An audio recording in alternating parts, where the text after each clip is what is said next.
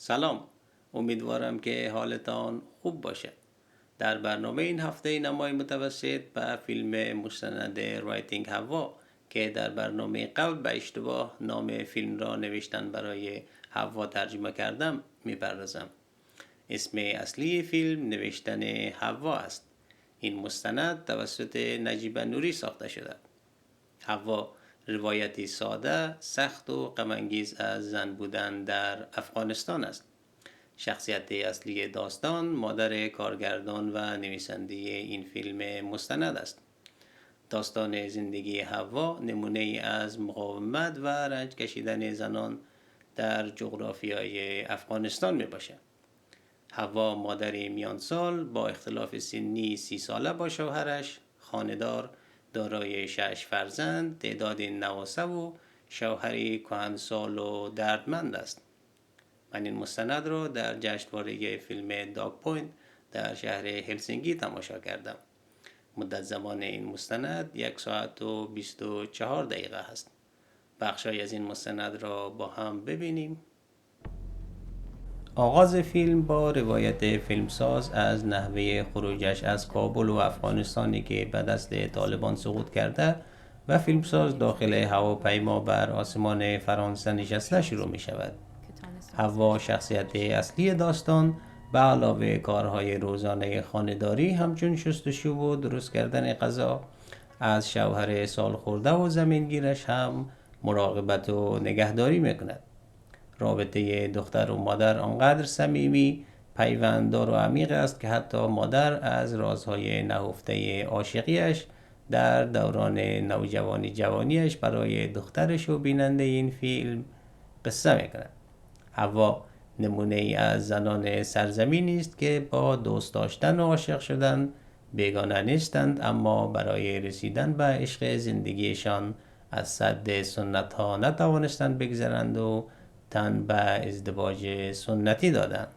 فیلمساز که خود درسی خوانده به شغل خبرنگاری مشغول است و از نظر اقتصادی مستقل شده و حتی میگوید که عشق و عاشقی را هم تجربه کرده، دستگیر مادرش حوا می شود تا بتواند سواد بیاموزد و در زمینه اقتصادی کارفرما شود.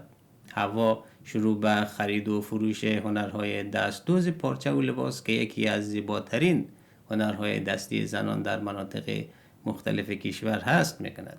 با توجه به جامعه مرسالار این جغرافیا، حوا و اولادایش سعی میکند تا با شوهر و پدر سالخورده که گاهن فراموشی هم دارد در مورد کارگردان حوا گفتگو کنند.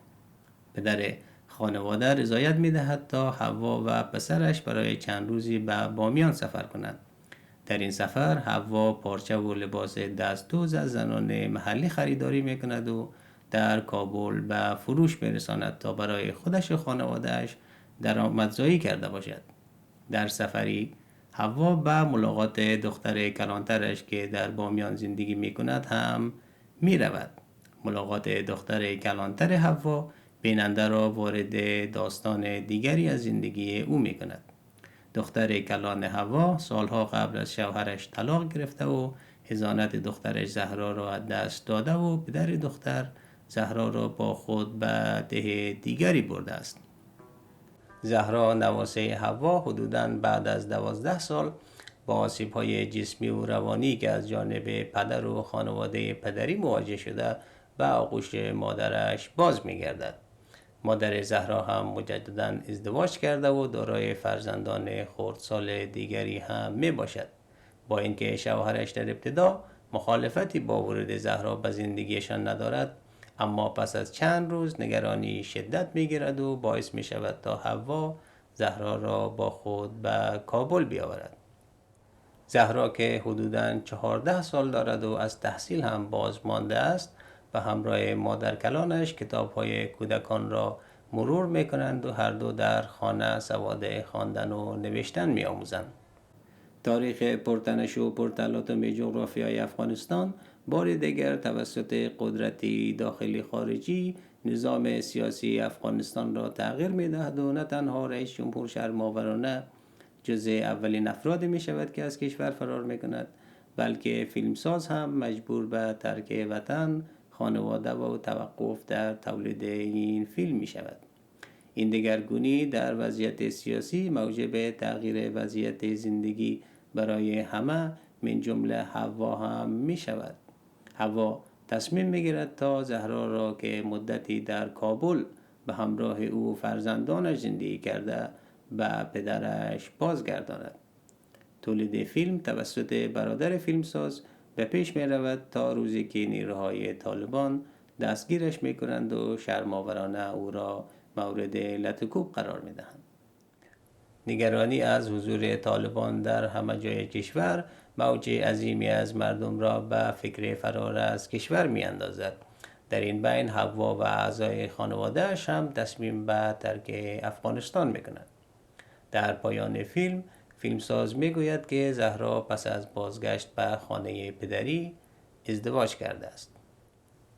و سخن آخر: هرچند داستان زهرا و حوا روایتی از زن هزاره است، اما می توان گفت این درد تنها در هزاره پایان نیافته و در سراسر این جغرافیا گریبان زنان جامعه را گرفته است. روایت فیلم ساده، روان، قابل درک و غم‌انگیز همچون تمام روایت‌های دیگر زنان این سرزمین است. پیش از پایان برنامه خسته نباشید میگم به فیلمساز و عوامل تولید برای ساخت این مستند. امیدوارم شاهد فیلم نوی از نجیب نوری در آینده نزدیک باشیم. اگر این فیلم در شهر محل زندگیتان و یا شهرهای اطرافتان اکران می شود، با دوستانتان بروید و فیلم را تماشا کنید. مصاحبه‌های کارگردان را هم می توانید در یوتیوب پیدا کنید. در برنامه بعدی به فیلم مستند باشگاه مخفی کتابخوانی کابل The Secret Reading Club of Kabul ساخته شکیبا عدیل و الینا هرمونن خواهم پرداخت. این فیلم تازه ساخته شده است. تشکر از اینکه وقت گذاشتید و این برنامه را تماشا کردید. نظرهایتان را هم فراموش نکنید و برایم بنویسید. شب و روزتان خوش.